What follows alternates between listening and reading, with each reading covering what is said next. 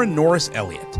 As an author, educator, conference speaker, and astute Bible teacher, Sharon exposes us to God's truth and encourages us to use our God-given gifts and talents to live significantly. Get ready to learn how to be the significant difference in your sphere of influence. Here's Sharon with today's exciting broadcast. Hello and welcome once again to Life That Matters. My name is Dr. Sharon Norris Elliott. And I'm Lady Laura Simon. And as you see, if you are watching this show like today, Christmas season. It's here. And it's here again. That's the fastest year ever. See, if you're watching it later, that's okay. You could still be in the Christmas. You could still be in the Christmas spirit. Because Jesus is still the reason for not only this season, but every season. See? So, but we love Christmas. Thanksgiving is my favorite holiday. Really? And that's just because of the closeness of family and everything. Okay. I just really love that, right?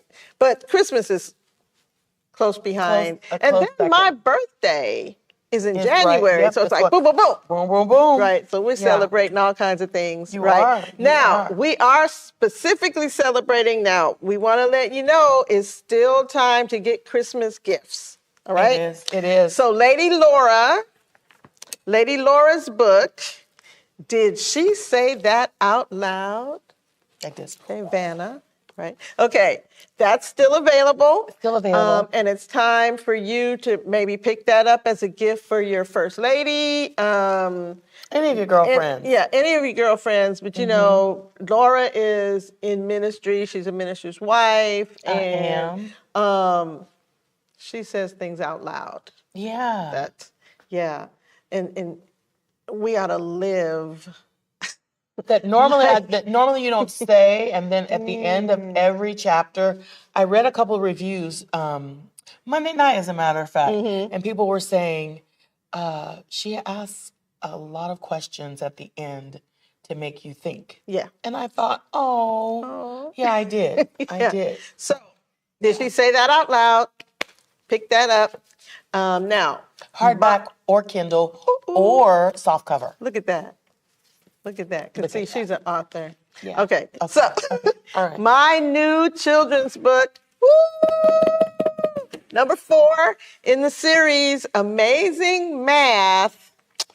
What could that possibly be about? Math. The word 1 doesn't equal 3, or does 3 equal 1? What? Obviously, this is a book about the Trinity for your kids. And so pick this up for Christmas. Yes. Right? Yes. Now, remember, this is a part of a series. So you've got book 1, Why I Get Into Trouble. Book 2, Mommy Cried This Morning. And book 3, Special Church Snack. Right?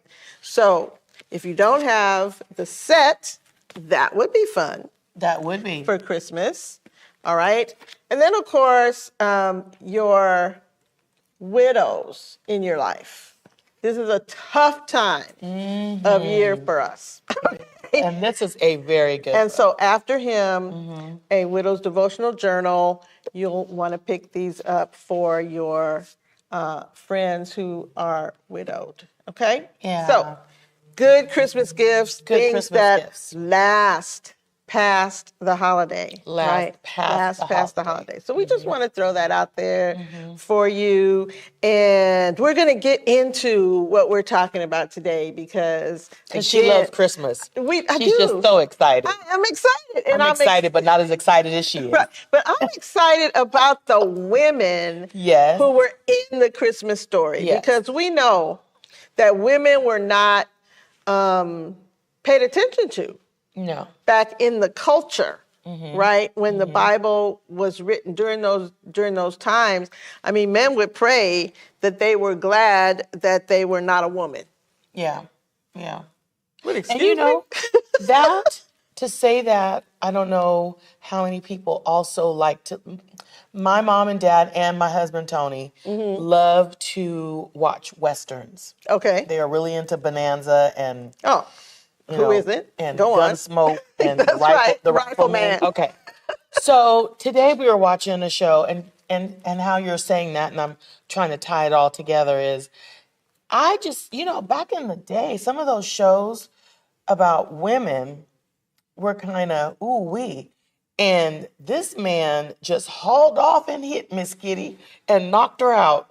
Oh my goodness. And I thought, women, it just wasn't important. Right. So when you said that they pray, because he was saying, you're just a woman, right? Right. And that goes in this as well. Yeah. They weren't the high man on totem pole. No, but these women were central. They were Key. Amen. Key to the story Yes. of Jesus. Yes. Right? Yes. There were women who traveled around with the disciples and Jesus, and they were the financial backing. Yep. Right? And they... Almost like right now. Most people who go to church are what? I'm not trying to say anything to the men, but... Because we love our men. How many people really, if we're honest? Right. Who's in the church? Women. Okay. Women. Okay. So women, we want to encourage you today. Encourage you. Build you up, let you know how important you are to Jesus because your life matters. I love You how see you what got I did that there? in. Yeah. You see what I did there? Yeah. But not only that, but women's lives mattered to Jesus. And we have talked now through the Old Testament women who were part of the story in that they were the ancestors. Right, of the line that led to Jesus. So now we are in the New Testament and we're talking about the women in the New Testament. Right. So today we're going to cover two of those women, Anna and Elizabeth. And then next week will be Christmas Day.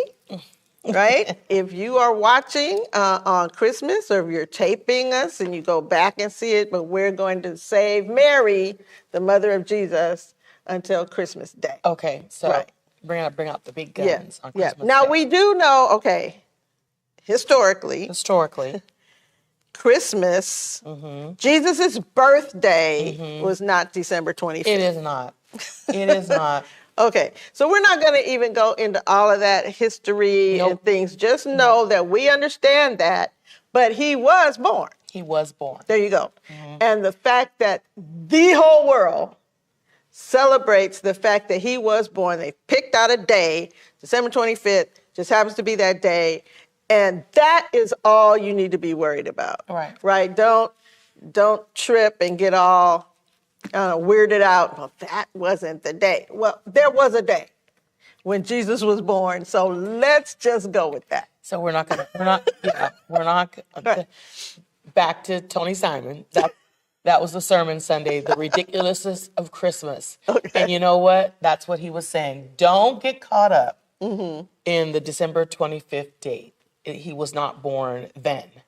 But that's when our country decided, this is what we're going to do. So just go with it. Yeah. It's okay. And before the United States existed, that was the day. So that you can celebrate the fact that God came in the flesh to die for you and then rose for you. That's all you need to be worried about. That's it. And it's exciting. It is that exciting. The world celebrates. Someone also was telling me, just before we get into this, someone was also telling me, we're having a conversation about Christmas and the peace. Just everyone is nicer.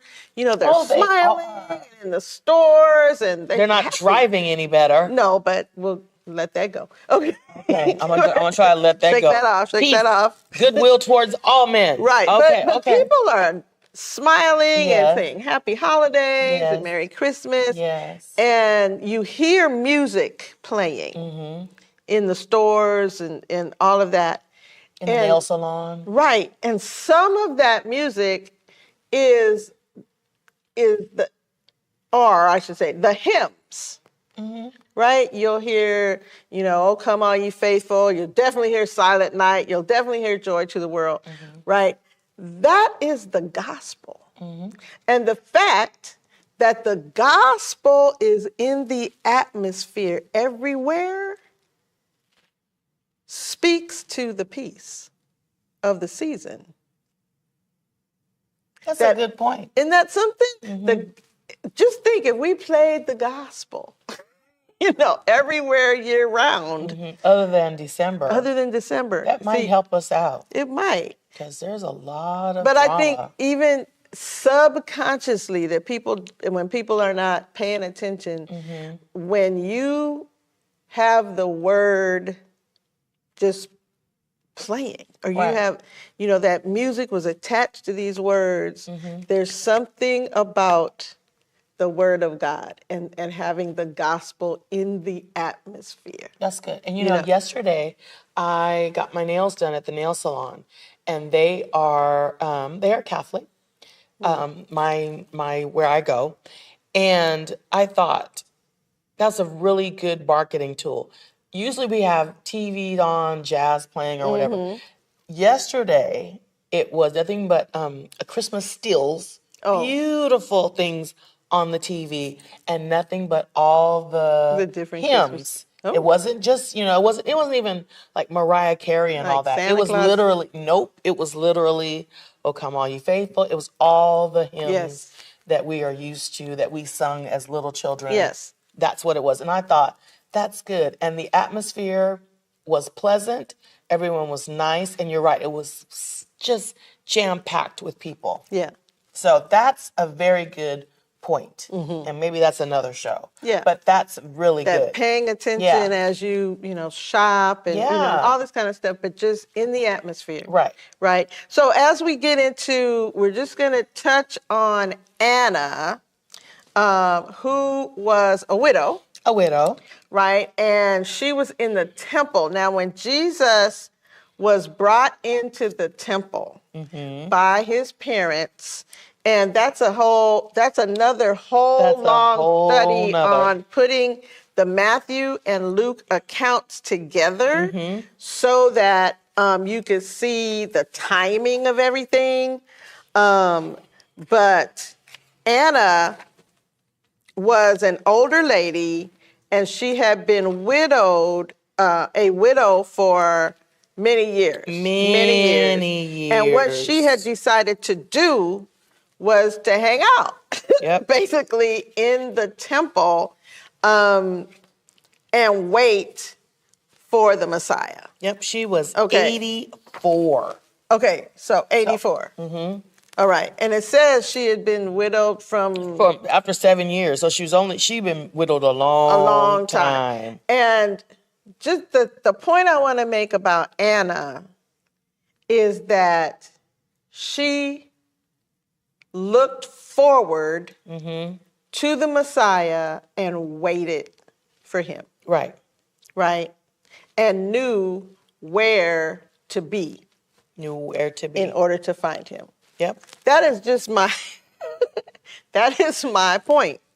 My pastor talks about when blessings are being thrown out, you need to be in the place where the blessings are being poured out. Exactly. And she says she didn't leave the temple grounds, serving night and day with fasts and prayers. Right. And she waited. Wow. She waited. Right. And so for us, it's important that we go to church. Oh, I don't know who that's for. Okay. But that's for somebody. That's for somebody, or that's for somebody that you can share with somebody else. Yes. Right now, when you said that, there's a couple of people that I have thought that came to mind, that their excuse is not, church hurt coming to, but during Christmas time, which goes back to what you were saying, keep that feeling. If you can come to church now, keep that same feeling and come in January. Yeah, or keep on coming. And not just, speaking to church hurt. Okay, since you brought it up. Since I brought it up. Right, Jesus didn't hurt you. He didn't. He came to save you. That's it. And the people in the church are not perfect. No. And if you're looking for a perfect church, please don't join it. Because then you're going to mess it up. Because you're not perfect either. There you know, we are there. Church is like a filling station. Church is like a hospital, right? We go there because we have needs, and the needs basically is the word, right? And we're getting taught. We should be, right? We're getting taught. We're encouraged. I know I get encouraged by other church members, but there's times when, somebody you don't know what people are going through. Right. Somebody might be going through something and they're at church just to hear from Jesus and they don't see you. And then you like, Sister Laura didn't speak to me again. Speak to me again. Leave me out. Yeah, she left me out. She was saying thank you to everybody and she knew good and well I was on that committee. Right. And you know what else a church is? A rehabilitation center. Rehab. Yes. All of that. All of that. So, give some grace. The grace that you give during the Christmas holiday. And the grace you would want being given to you, right? Just go to church. Go to church. Be there to receive a blessing and to be a blessing. Yeah, be present. Yes. Yeah. Be there. Because that's where the blessings are being tossed. Pastor also uses the example of the alley-oop. Remember the Lakers? Back in the day. Right? The one guy would throw the ball toward the basket. Right? And the other guy needed to know where he needed to be. The ball wasn't thrown to him over here. The ball is thrown here because that's close to the basket. So the ball is thrown here. This guy needs to be where the ball's going to be for the alley-oop. Catch it, basket, every time. Every time. Right? You need to be where the blessings are going to be. Not thinking, okay, let the blessings just come over here. Yeah. That's Anna had it right. Anna had it right. And she was blessed, right? So then we want to move over to Elizabeth. Now, I love Elizabeth. Elizabeth was married to one of the priests named Zechariah. And in the book of Luke, I would suggest that you read the Bible, the Christmas story at the beginning of Matthew, the first few chapters of Matthew, and the first few chapters of Luke. You'll get the whole Christmas story. But Zechariah was a priest. Yep. And it was his turn to be at the incense. It was his turn. And when he was there, an angel appeared to him. Okay?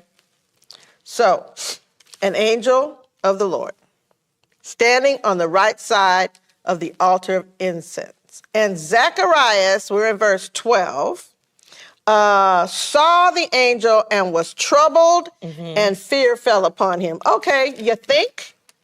Think about it. Think about it.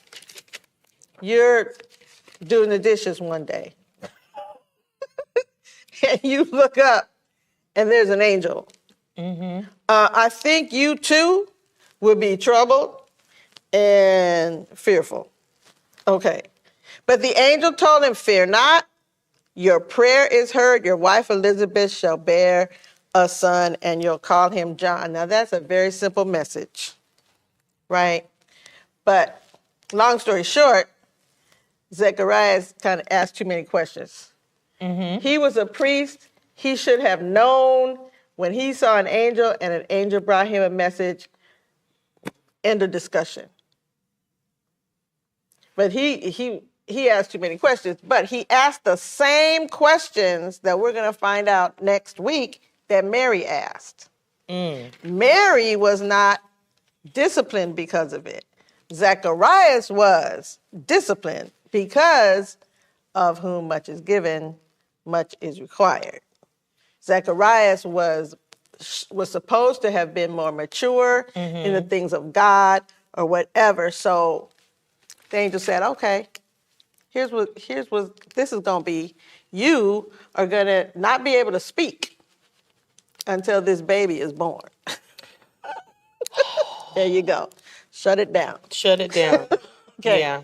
But Who does this? Okay, so we're going to have to talk about this a little bit because we're talking about Mary the next show. But Elizabeth, let me just read this part and then can we just hit on it for a second? Sure. It says, few joys in life are felt as deeply as that of a mother who is blessed with a child after many years of struggling to become pregnant. Yes. This was the wonderful experience of Elizabeth, and we are privileged to share in her joy after year after year after year that when she couldn't have a baby. So my other thing is, now, this is my first time, like right now, having this epiphany that Elizabeth and Zacharias is like, kind of like Abraham and Sarah. Old. Oh, yeah. Have been waiting for a baby. Yep. So on this one, Elizabeth doesn't laugh, but Zacharias is the one who's having Issues. He's the one having issues. Instead of Sarah, it's him. So she's laughing, saying she didn't laugh, and he's just asking, like, really? I'm gonna have we gonna have a baby. Yeah. Yes. And I'm thinking as we are, God has made promises to us, yet we don't believe. Okay, now I'm talking about me. I've been waiting. I kind of went, you know. I've been waiting. You see how this always happens with Laura. She gets around to Because I'm just trying to ask a question. I figure if I'm asking this question, there is somebody out there that is asking this question. Wait, that's my point. Waiting is not my strong suit either. Yeah. No. When you have to wait, you start to get a little discouraged. You get discouraged, you get antsy, you start to, depending on your temperament, you start to try to figure out how you're going to make it happen. There you go. You get angry. That was Sarah and Abraham. Yeah, you get angry, you get jealous of other people who, wow, they don't even. Yeah, and why? That's all I'm asking. I'm just saying there's somebody out there other than me that is wondering what is going on. So honestly, that's what I meant by this. When I read this again, I was like, that seems to be some type of pattern that God makes his people wait. There you go. Until he knows they're ready for what they ask for. He waits until they're ready. Yeah. Okay. That's all. There's somebody out there who is waiting. Yeah. And we're saying, it's I hard. think a lot of us are waiting for things. Yeah. And especially, after we start to get to our age. Yeah. We're looking at life and saying, this still has not happened. Or there you go.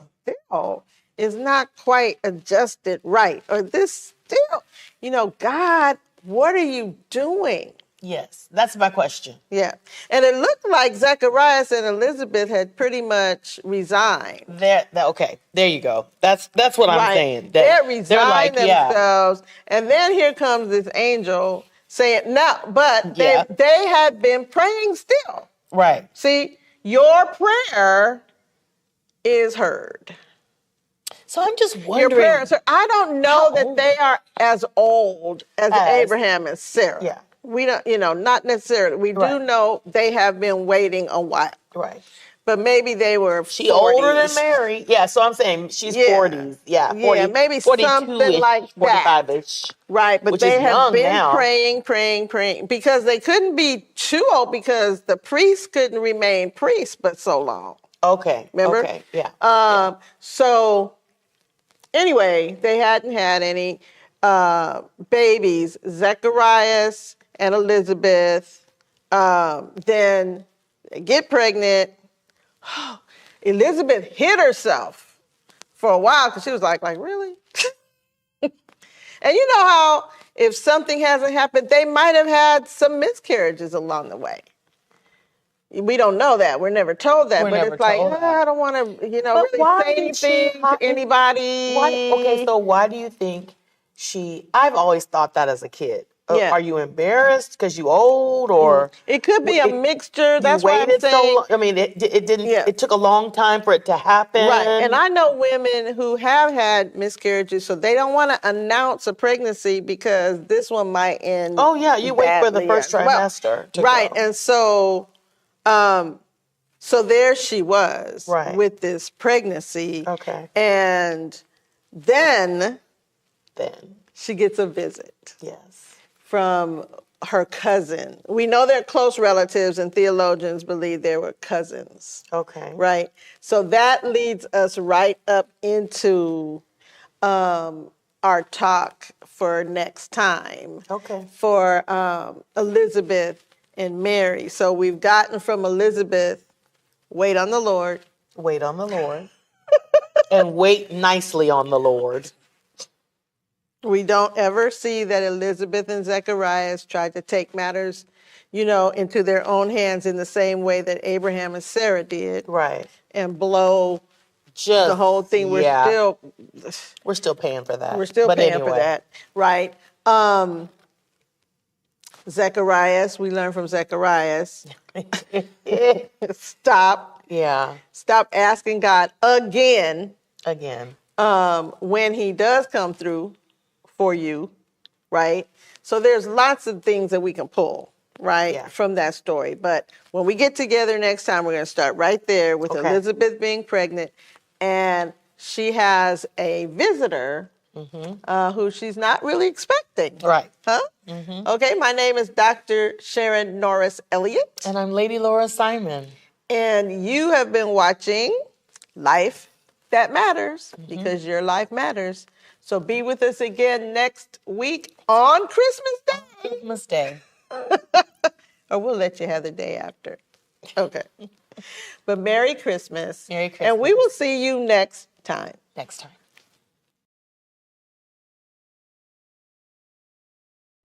The preceding program was brought to you by the Holy Spirit Broadcasting Network, HSBN Television.